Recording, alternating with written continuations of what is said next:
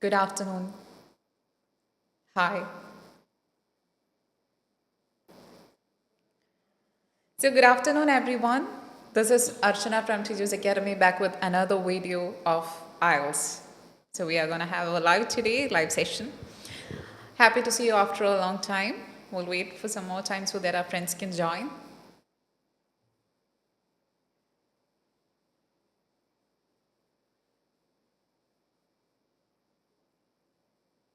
Good afternoon. Good afternoon. All right, guys, we are not wasting our time anymore. Let's start today's live. So, from the title itself, you'll definitely understand that I'm gonna give importance to vocabulary in today's live session because the title is Learn New Words. We know vocabulary is one of the important criteria in IELTS speaking and also in writing. But see, more than that, apart from IELTS point of view, vocabulary is very important in our English language. Like if you want to be a proficient one in English language or dealing with any language, vocabulary is one of the important aspects that you have to give more focus on. But what I've seen in many of our students is that they are taking a lot of effort to study new words day by day, but they are failing to use it in the correct context. They are forgetting words they are studying. Why is this happening? Why are people getting frustrated? People are getting frustrated because they are putting a lot of effort, but they couldn't make it into practice. So, guys, in today's live, we'll be dealing with the methods, a kind of strategy that you can adopt to learn new words effectively without forgetting. Let's see how. All right, let's commence. Before that, I want to make you understand the main sources to study new words. So, from where can we find out new words? From where can we find out words that we can study and use? Here I have given you three main sources: text, audio, and video. Text, audio, and video. But how? We should not study words just for the sake of studying it, but we have to study word contextually, isn't it? So the three main sources are text, audio, and video, and these sources has a lot to do with helping us improve our vocabulary. Let's see how. The first one, text. So text means something that you can read, something that you can read, and along with that you can jot down important words that you need to study, and then people will usually by heart those words. That's how this medium, text, acts in everyone's life to study new vocabulary. So, when you want to refer to text to find new words, I'll suggest Oxford Word Skills, blog articles, and graded readers. Have you heard of Oxford Word Skills? Anyone? Actually, this is available in three different levels, for the beginners, intermediate level, and also for the advanced level. If you are a beginner in learning language, you can use the beginner level of text, or if you are intermediate, you can use that text. And also for advanced people who are using language efficiently, you can make use of the advanced text. So Oxford Word Skills are available in three different levels. According to, after analyzing your level, you can make use of any of this text you want. Okay, so it will give you or provide you with a lot of words related to certain topics, certain contexts, so that it is easy for you to study. And we have blog articles. See, what is the speciality of blogs? It will give materials that are very particular and specific, or something that we are searching for, because we'll get blog articles of many different fields, many different topics, whatever we want if you're searching for it. And there are many famous blog articles that you should definitely read to get good words into your count or your vocabulary list. And we have graded readers. Graded readers means classic stories and all. So that is also available in different levels. After analyzing your level, you can make use of any of these texts you want. Okay, so this is how we make use of text resources in learning new words. That is by reading. By reading continuously or reading different materials of different topics, different contexts, different theme, you will get to know about a lot of words which you can use wherever it is necessary afterwards. Okay? And after that we have audio. Audio, which means listening and then studying new words. The first and foremost one is podcast. Podcast. And if I talk about podcast, I would ask you to study BBC 6-minute English if you love to learn words from British accent, or if you want to study new words from American accent, you can make use of Voice of America. Okay, so these are some important podcasts that you should listen, which will help you to study new words. Okay, BBC 6-minute English and Voice of America. I will suggest two, and if you know more, you can comment it.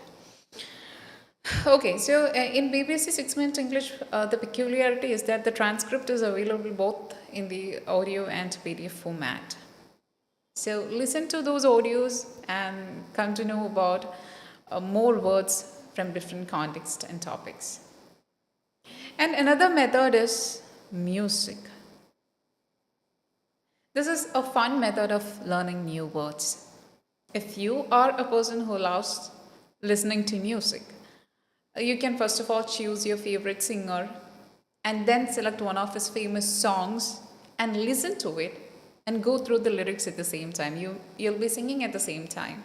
When you go through the lyrics and when you start singing it, you are eventually learning new words. That's a good practice you can do. I'm just only mentioning the sources from which you'll get new words, but we are actually going to study the pattern through which you can learn new words afterwards. Okay, so we can get new words from text, from audios, and we also have different videos. If you are a visual person, if you want to study new words after watching things, you can make use of videos. We have a lot of variety of videos available in many social media platforms, and you can watch the video at the same time. You can study new words. It can be movies, interviews, anything of your interest. And some people would also make use of subtitles. Subtitles would definitely help you to study new words if you are having trouble with accents. Okay, so video is another source. So guys, to the people who are not putting much effort to study new vocabulary, I'm telling this to you, we have many different sources from there we can study new words. Textbooks will help us, our audios will help us, videos will help us. The only thing is you should take the initiative. And only then we will come across such words. And if you're putting much effort and still you're forgetting words, it is not your fault, but the fault of the strategy you're following in studying new words. So now I'll explain to you how to make use of words, or if you are studying a new word, you should use it when you are speaking. Here comes the importance of two different terms, passive vocabulary and active vocabulary. As the name itself suggests, you will understand two opposite words, passive and active. What is a passive vocabulary? A learner's passive vocabulary is words they understand but don't use yet. It is passive, which means you studied or you learned some new words, and you understand it. If someone is speaking that word, you'll understand it, you know the meaning, but you are not actually using it. Okay? So you know some words, you have learned some words, but you're not using it. It's only there in your mind. So that words or that vocabulary is called as passive vocabulary. And what about active vocabulary? The opposite. Active vocabulary are words that learners understand and use in speaking and writing. Once you learn a new word, you're going to use it after that. You'll make use of it when you're speaking and also when you're writing something. So it is actively being used, the words you know. Okay, so that is the correct method. Only then you'll improve with your vocabulary. So this is the difference between passive vocabulary and active vocabulary. Hope it's clear. See, there is nothing to study now, but I am going to tell you the correct method to learn new words only after this. So, if you want to make use of different sources to study new words, I've told you about it: videos, audios, and texts. And the problem lies here whether your vocabulary is active or passive. If it is passive, you have to change it. You have to convert those passive vocabulary into active ones. But how? How? That is a question. Let's see. Making passive vocabulary active with 3 steps. These are the important steps through which we can make our passive vocabulary into active ones. How? Write, practice, and review. Write, practice, and review. See, how is this going to happen? Writing something, practicing it, reviewing it. The writing method is done by everyone. All those people who are putting effort to study new words will be doing this, writing words. But how will we write it?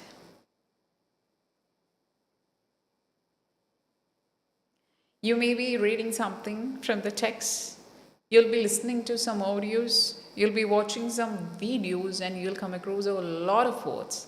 And once you study or once you come across a new word, you'll start writing it in a sheet of paper altogether. You'll write it all together. But is that the correct method? No, it does not. See, writing a lot of words together won't help you to memorize it later on, and I won't promote rote learning, but you have to study words from context. Instead of writing all words together, you can use the method of categorization. What is categorization? That is, dividing these words into certain categories. You can name some topics, or you can categorize it into different topics, different themes, different subjects. Maybe we are reading an article and we got a new words. We got a lot of new words from the theme or context medicine. So we will categorize it under that heading, medicine or hospital. Okay, so the words are getting interconnected. When words are connected together, it is easy for us to remember it later on when we want to use it. That is its importance. So we'll study it with the help of an example. And once you write it means in the proper sense, once you categorize words into different headings, the words are connected. It's easy for you to remember it. And once you start remembering it, you have to use it. That is the important point. You have to use it when you speak and write. We know a lot of words, we'll understand its meanings, but if you're not using it, what is the purpose of learning? It is of no use. So once you know a whole lot of words, if you are thorough with a synonym of a particular word, why can't you use it? You have to use it. Only then your proficiency in language would be reflected to the listener.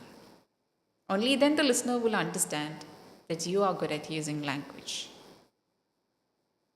Am I right?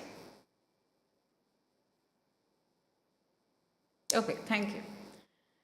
So after that, after writing certain words, after making it into use, like when you're speaking and writing, you're making use of those words. After that, you have to review those words, because This reviewing is happening from the text you have written yourself. This writing is done by yourself, isn't it? So you can review the words you have used from the script. Okay, go through the words and you can find your progress. Which all words you have used. Was it used in the correct context? Were you able to remember all those words? All this kind of analysis can be done in the review part. And we are not reviewing it based on someone else's scripts or materials that we have referred, but from our own materials, the materials we have prepared. So, working on something continuously, it will be registered in our mind. So, you don't have to put an extra effort to remember those words. Doing something meaningfully like this would definitely help you to remember words. So, that is only thing I want to tell to everyone who would like to improve your language. Put some effort like this. It is not hard work that we need, it is smart work. Okay? So start reading books, start listening to English audios, start watching English videos, and write down words by the correct process of categorization. Because even if we check YouTube channels or any other social media platforms, you will see vocabulary being categorized under different headings like words related to daily routine, words related to education, words related to culture. So, how are people able to do that? And what is the purpose of doing like that? It is more easier to study words. It will help us to remember it more easily when it is connected, different words are connected together with the theme or the idea. Am I right? Okay, so you have to write those words, you have to use it when you're speaking and writing, and finally, you have to conduct an analysis of your performance from the work you have done and see whether it is useful. Different strategies are used by many different people, but see, we can only improve our language if we are using it. Okay, only we're getting some input, but the importance lies when we are giving output in the same language, that is through our creative language. It can be either writing or speaking. Okay, so look at the example I have given here. Little Dorrit by Charles Dickens. So this is a very short, a content I have taken to make you understand how this can be done, especially this categorization. First of all, I'll read out.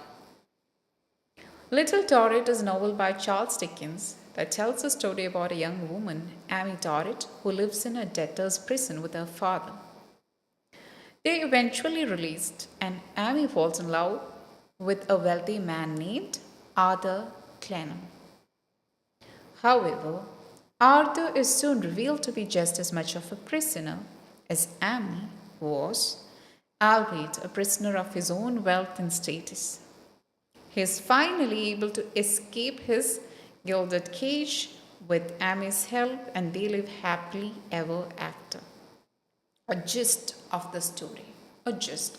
See, even from this gist, we can study a lot of new words. If I'm gonna learn new words from this, I'll be choosing words like this. See,